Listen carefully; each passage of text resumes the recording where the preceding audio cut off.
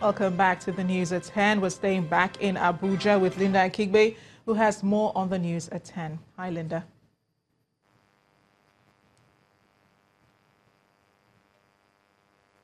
Hello, Amarachi. Welcome back to Abuja.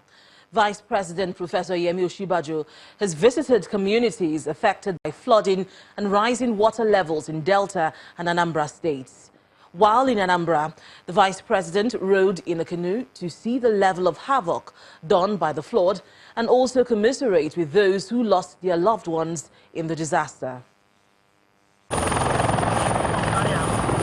Vice President, Professor Yemi Osinbajo, touches down at Otocha Township Stadium in Anambra East local government area, where Governor Willie Obiano, the traditional ruler of Onitsha, His Majesty Obi Nnemeka Achebe, among other dignitaries.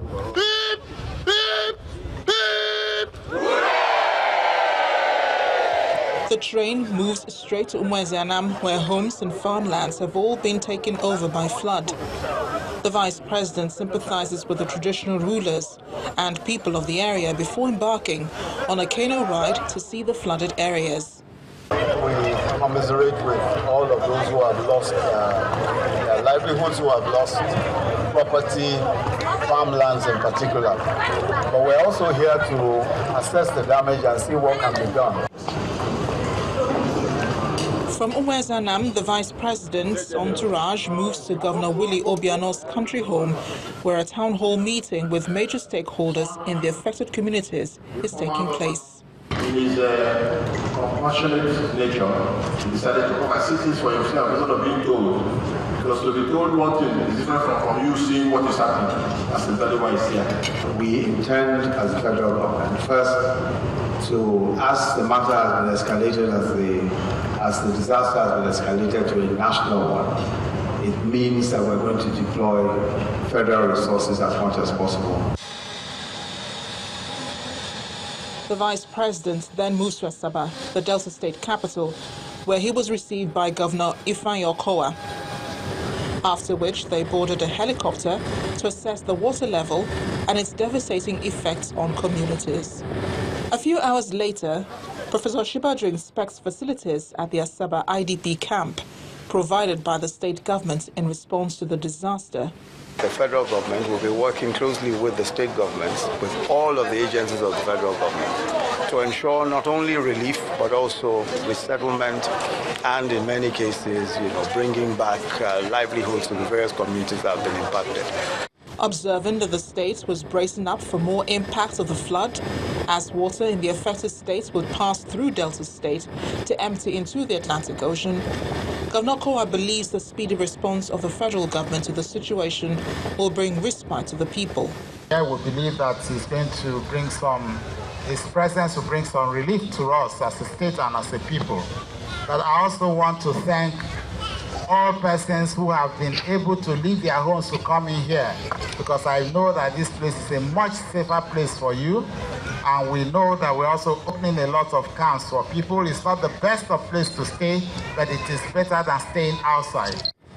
As flood continues to unleash mayhem on the coastal communities in Nigeria, those living in floodplains are encouraged to relocate to dry lands for safety.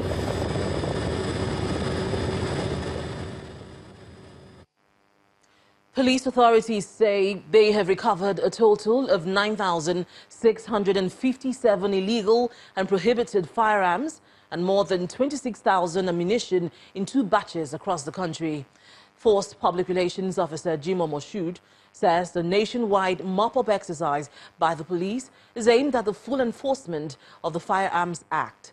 Mr. Jimoh Moshood adds that the police recovered monetary and non-monetary assets for the federal government hidden in some commercial banks. According to him, the mop-up began after the expiration of the ultimatum of 21 days at 2 intervals given by the force for persons with illegal firearms, weapons and ammunition to turn them in.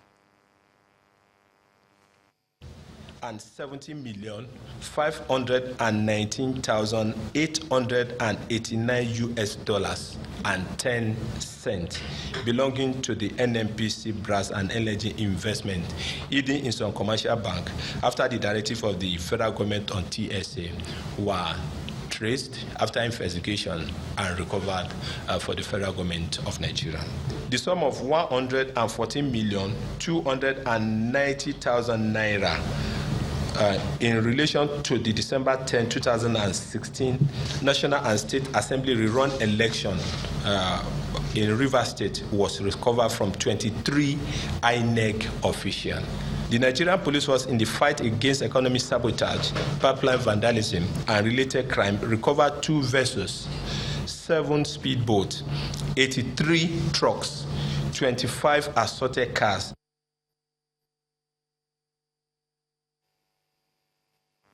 Meanwhile, the Borno State Police Command has confirmed an attack by suspected Boko Haram bandits in 3 villages in Konduga local government area of the state.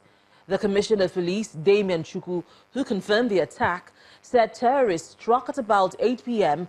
and unleashed terror on Wanori, Kaleri, and Ama villages, burning houses.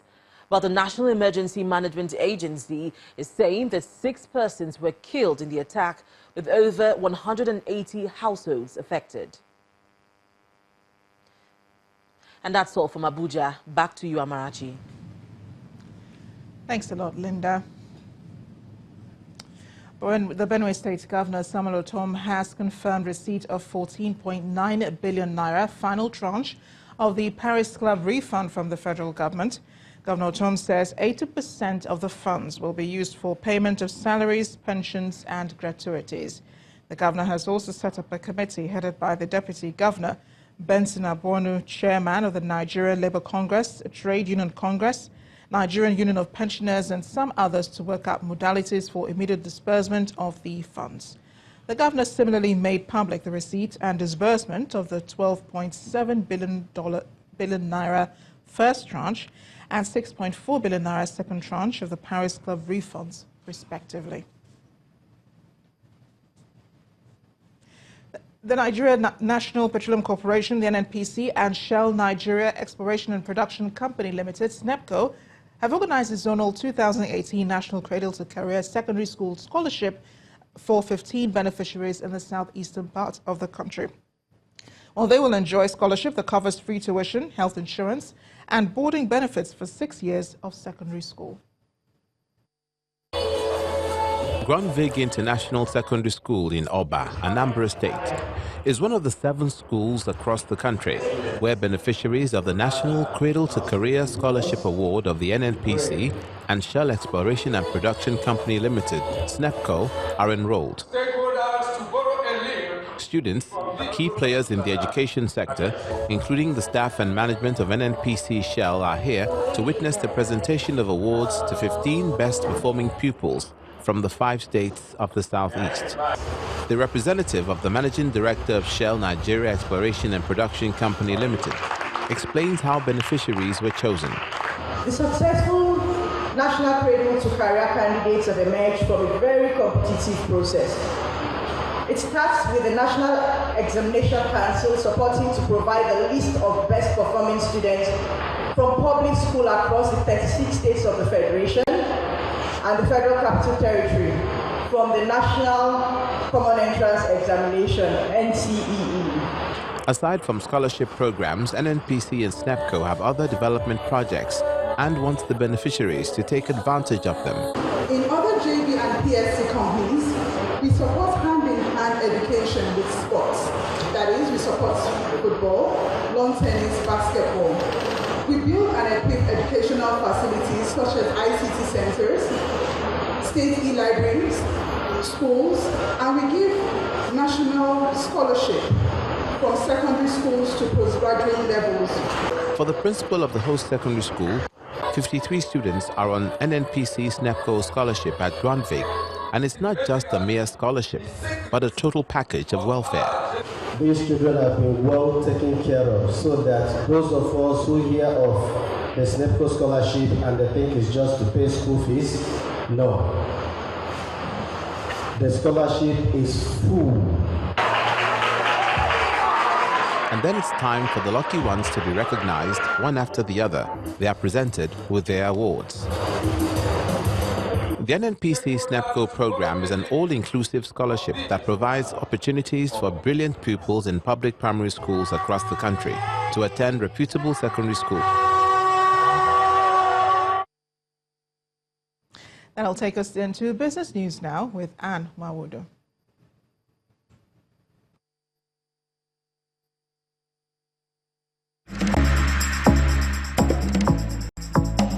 You First.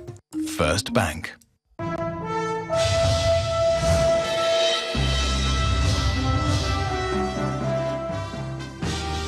Thank you, Amarachi. Welcome to Business News. Seplat Petroleum has given a new lease of life to healthcare delivery in Oben and other communities around following the renovation of Oben Cottage Hospital in the local government area of Edo State. The operations director, Seplat Petroleum, Mr. Effiong Okon, says the company has undertaken the Safe Motherhood program, among others, to boost the healthcare sector in the host community as part of its corporate social responsibility. Expectant mothers register for antenatal care at the newly renovated Cottage Hospital in Obe, Oriemo local government area of Edo State. Seplat Petroleum has completed an upgrade on the facility nearly 6 months after it was shut down. We are commissioning this Oben Cottage Hospital, which has been in existence, but right now it is in a state and manner that somebody can use it and be sure you have safe delivery. And I'm sure you are aware that going forward we are planning to do more things like a PPE, to do the quarters for the doctors, and make sure that it's super functional. The Safe Motherhood program is a key project for host communities.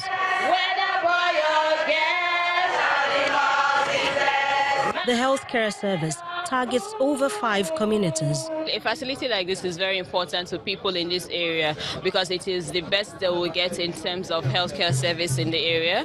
Most of the services here are primary healthcare centers that can only cater to the basic necessities. This is a step above the basic necessities and should be able to provide secondary care. And then anything beyond that, they would have to refer out. Over 18,000 pregnant women have benefited from the program since the launch. We now know that instead of going outside of bed for medical attention, we can always come here at any time because we have health workers that will always attend to us. The focus on the health sector fits into government's plans. If you have a healthy community, healthy workforce, healthy set of people, then you're bound to have better productivity, a more engaged set of people. I think that's why all over the world, health tends to rank really top in terms of where governments and companies want to spend a bit of investment on. Similar to education as well, because it's part of capacity building. How do you educate your people to meet the challenges of today and also the future? Established in 1998, the Oben Cottage Hospital, taken over by Seplat Petroleum since 2010, is now repositioned to provide quality health care services for the host communities. 2 men have been sentenced to 4 years in prison by a court sitting in Milan, Italy. This is the first ruling of one of the biggest graft scandals in the oil industry. The 2 individuals, Emeka Obi and an Italian, Gianluca Di Nardo, were defendants in a case involving a 2011 purchase of Nigeria's oil prospecting license 245 by Italian oil company ENI and Royal Dutch Shell for about $1.3 billion. Both men are set to be closely linked to former Minister of Petroleum Dan Etete, who allegedly engineered the sale of the oil block to Shell and ENI under shady circumstances. The next hearing of the main trial involving ENI CEO Claudio Descalzi, 4 ex-Shell managers and 13 people is set for September the 26th. The domestic stock market has switched back to green territory at the close of trading today, with investors now focusing their attention on the industrial goods equities. Tosin Adeshina has the details for us.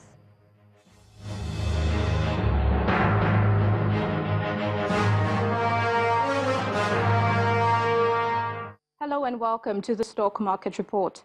Thursday's trading session at the Nigerian Stock Exchange recorded 33 basis points rebound from the slight drop earlier recorded in Wednesday's trading session on bargain hunting in bellwether equities. The positive sentiment is attributed majorly to the 2.44% gain from components of the industrial goods sector, as well as the banking and consumer goods sector. 20 equities dominated the gainers list on the price chart by a 9.9% advance from Lafarge, while Prestige Assurance is top among 14 other losers, down by 9.68%. Total volume of shares sold for the day increased by 35.67 million units from the previous session to over 226 million units, with the shares of NEM Assurance, First Aluminium and Zenith Bank as three most actively traded equities. That was the stock market report. I'm Tosin Adishna. Thank you, Tosin. U.S. and European equities market have also ended today's session stronger. Investors appear to be shaking off concerns of the continuing trade war between the U.S. and China. Meanwhile, it's slighted mixed closing for African and Asian markets.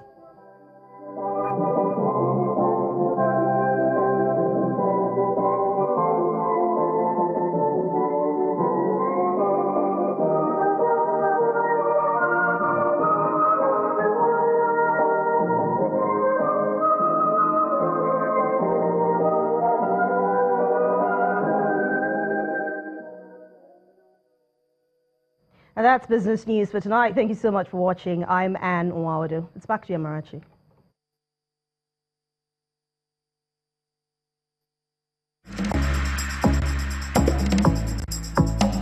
You First. First Bank.